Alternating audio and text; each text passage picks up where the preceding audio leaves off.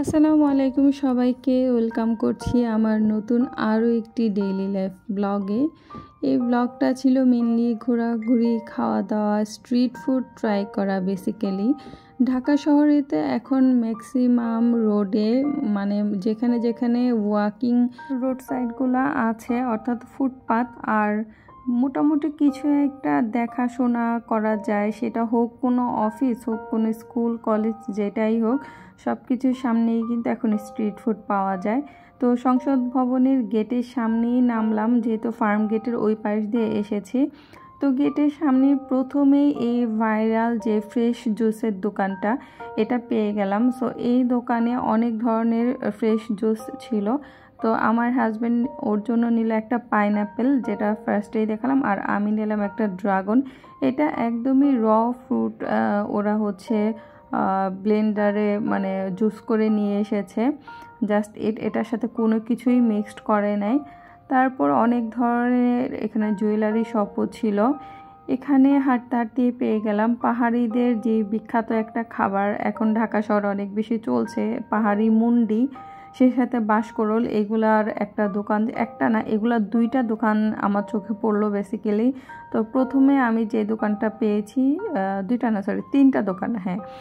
So সেই দোকান থেকেই আমরা এক বাটি স্পেশাল ওদের যেই পাহাড়ি মুন্ডিটা আছে সেটা নিলাম, আর একটা বাঁশকরোল নিয়েছিলাম। বাঁশকরোলটার ভেতরে চিকেন দিয়ে স্টাফ করা ছিল।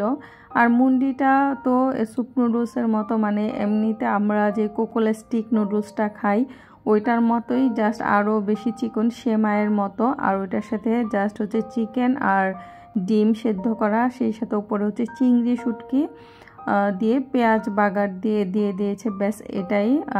কোনো আহামরি টেস্ট না, তবে খাবারটা একটু হেলদি। এরপর জাম্বুরা মাখা নিল আমার হাজব্যান্ড, এবং এটা সরিষা দিয়ে মাখা ছিল, যেটা আমি প্রায় বাসায় নিজে নিজে করে খাই। এটা খেতে আমার খুবই ভালো লাগে। আর এখানে এত বেশি ফুড কার্ট ছিল, এত বেশি স্ট্রিট ফুডের দোকান ছিল, কি রেখে কি খাবো এটা একটু ভাবার বিষয়। তো এখানে এসে আমরা এই দোকানটা পেয়ে গেলাম। এখান থেকে বাদামের যে কটকটি না, এটাকে বাদামি বলে মেনলি, বাদামি নিলাম, একটু চাল কুমড়ার মোরব্বা নিলাম। আর এখান থেকে এই যে নারকেলের, এটাকে কি বলে, নারকেল যে চিনি দিয়ে করা থাকে, তো ওইটা নিলাম। এটাকে যেন কি বলে নারকেলের, ভুলে গেলাম নামটা এখন। যাই হোক, এটা দেখে হয়তো অনেকেই চিনতে পারছেন। এরপর এখানে যে পটেটো, এটা নামটাও আমি ভুলে গেছি। যাই হোক, আনফর্চুনেটলি দেখে মনে হয় সবাই বুঝতে পারছেন। আর এই আপুটার দোকানে কয়েক ধরনের ডেজার্ট ছিল। এখান থেকে আমি এই ডাবের পুডিংটা নেই। এখানে ওরা একটা ডাবের শাঁসটাকে ব্লেন্ড করে নিচে দিয়ে পুডিং করেছে, আর ওপরে লেয়ারটা করেছে ডাবের পানি দিয়ে। সব কিছু আমি বলবো কেমন ছিল খেতে। আর এখানে একটা ফুচকার স্টল ছিল, এটাতে যে কলসিতে করে বিভিন্ন টাইপের টক থাকে সেটা, বাট ওদের কলসিটা খালি ছিল, তাই ওখানে থেকে আমি ফুচকা খাই নাই। তো একটু সামনে আসতেই দেখলাম কাবাবের একটা ফুড কার্ট। তো এখান থেকে আমরা যে তিল কলিজা দেখলাম, একটা তিল কলিজার কাবাবটা ছিল, ওইটা নিলাম। আর মুরগির গিলা কলিজার একটা কাবাব ছিল। তো মোটামুটি সব খাবারের মধ্যে আমাদের কাছে এই খাবারটাই, এই তিল কলিজা আর মুরগির গিলা কলিজার যে কাবাবটা ছিল, এটা অনেক বেশি মজা লেগেছে খেতে। আর এখানে চিকেনের আরও অনেক ধরনের আইটেম ছিল, হারিয়ালি কাবাব ছিল, চিকেন চাপ ছিল।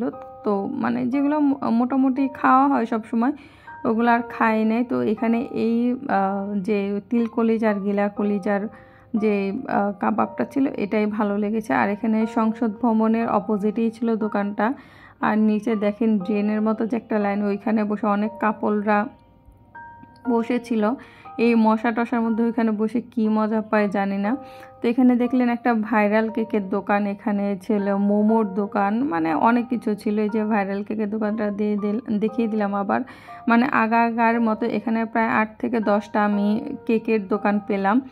এরপর চানাচুর মাখা নিলাম, চানাচুর মাখাটাও মজা ছিল। আর আমার হাজব্যান্ড যেহেতু ঝাল কম খায়, সো ওর জন্য আমি ঝাল ছাড়াই নিয়েছিলাম। এরপর তো চটপটি, এরপর এই তো ভাইরাল আইসক্রিমের পাশে এটা মাঠার মতো কিছু একটা ছিল, এটা আর আমরা পরে আর নেই নাই। তো তো এই আইসক্রিমটাও ভালো মোটামুটি, হয়তো বা এটা আরও 4-5 বছর আগে ঢাকায় প্রথম এসেছে, তখন থেকে হয়তো বা সবাই খেয়েছেন।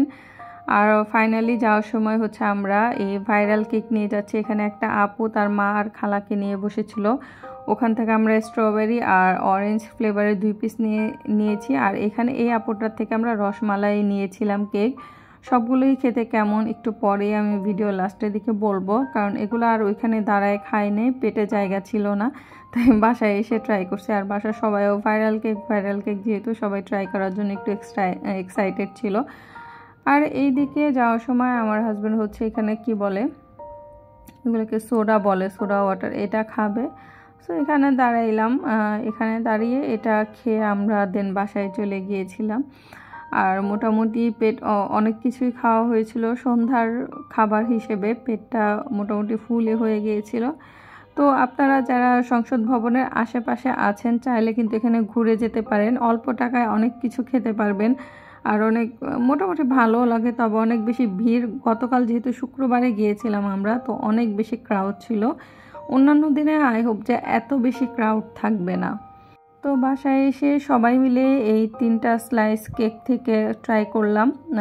অনেস্টলি এটা যে হোমমেড কেক এটা খেয়েই বোঝা যাচ্ছিল। তো প্রথমে রসমালাই কেকটা ট্রাই করলাম। এই রসমালাই কেকটা কিন্তু ভালোই মজা ছিল, যদিও এটার উপরে 1 পিসই রসমালাই ছিল, ভেতরে আর কোনো ধরনের কোনো রসমালাই ছিল না। তো এইটা মানে সেই হিসেবে রসমালাই কেক হয় না, তারপর মোটামুটি মানে কেকের যে বেসটা সেটা ভালো ছিল। এরপর হচ্ছে আরেকটা আপুর থেকে প্রথমে যে অরেঞ্জ আর স্ট্রবেরি ফ্লেভারের কেক দুটো নিয়েছি, এই কেক দুটোও ভালো ছিল। অরেঞ্জ কেকটার মধ্যে একদম অরেঞ্জের রস বা মাল্টার রস কিছুই দেয় নাই, কিন্তু ফ্লেভারটা বা এসেন্সটা দিয়েছে, এটার জন্য ভালো লাগছিল। আর স্ট্রবেরি তো একটা স্ট্রং ফ্লেভার আছেই, ওরা যে এসেন্স ইউজ করে এটা ছিল। তো এইটাই ছিল মোটামুটি 100 টাকা স্লাইস হিসেবে ভালোই ছিল, খারাপ না। তবে এটা যে হোমমেড এটা বোঝা গিয়েছে খেয়ে। আর ডাবেন পুডিংটা আমার কাছে তেমন একটা ভালো লাগে না, আমার মনে হয়েছে ওরা এখানে ডাবের পুডিংয়ের মধ্যে অনেক বেশি পানি ব্যবহার করেছে, আর পানসা ছিল খেতে। তো এটাই ছিল আজকে আমার স্ট্রিট ফুড খাওয়ার ব্লগ সংসদ ভবনের সামনে। আপনারা যদি কেউ আমার এই ভিডিও দেখে গিয়ে থাকেন অবশ্যই ভিডিওতে একটি কমেন্টস করে যাবেন যে আপনাদের কাছে কেমন লেগেছে। তো দেখা হবে নেক্সট ভিডিওতে, সে পর্যন্ত সবাই ভালো থাকবেন, আল্লাহ হাফেজ।